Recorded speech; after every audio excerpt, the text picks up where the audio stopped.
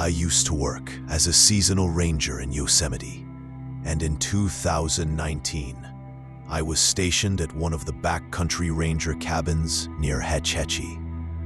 The cabin was small, rustic, and surrounded by thick forest. Most nights were quiet, but one evening, something happened that I'll never forget. I had just finished making myself some instant noodles when I heard frantic footsteps outside. At first, I thought it was a deer, but the sounds were too heavy, too rushed. Then came the pounding on the cabin door.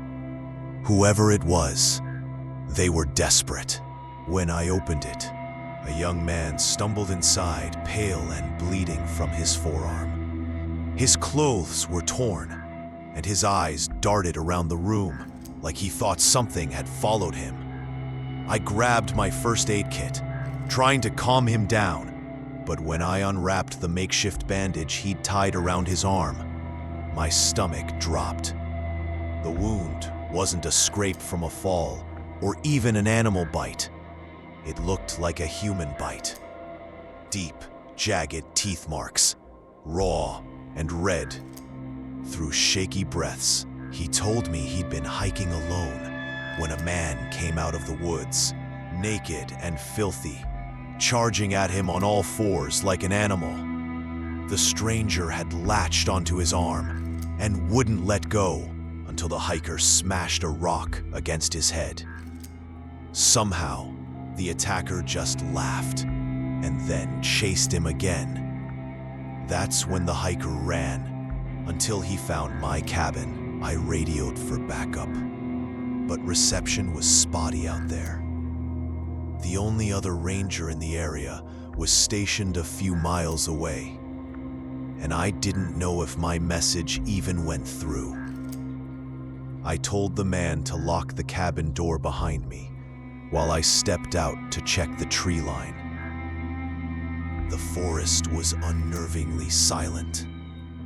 My flashlight beam cut through the darkness, but every time I thought I saw movement, it slipped back into the shadows. My hand hovered near my holster. That's when I heard it. Low, guttural breathing coming from behind the cabin.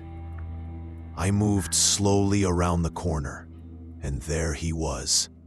A man, or at least something that looked like one. Completely naked, his skin pale, his eyes wide and crazed. He crouched low like a predator, saliva dripping down his chin. When my light hit him, he snarled and bolted toward me with terrifying speed. I shouted for him to stop, but he didn't even hesitate. His strength was unreal. He slammed into me, knocking my flashlight away. I struggled, his hands clawing at my jacket, his teeth snapping inches from my face. My training kicked in, and I fought back with everything I had. At the last second, I managed to draw my sidearm and fired a warning shot into the ground. The sound echoed through the forest, and for a moment, he froze. Then, without a word, he scrambled back into the trees, vanishing like an animal retreating into its den. I stood there, chest heaving, waiting for him to come back, but he never did.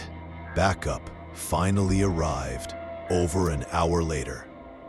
They searched the woods, but never found anyone. The man I'd helped was evacuated for treatment, and as far as I know, he recovered. But I'll never forget the look in his eyes, or the sound of that feral breathing just feet away from me. To this day, I don't know if that attacker was just some lunatic high on something, or if he was something worse. All I know is that the forest felt different after that night. like it was holding a secret it didn't want me to find.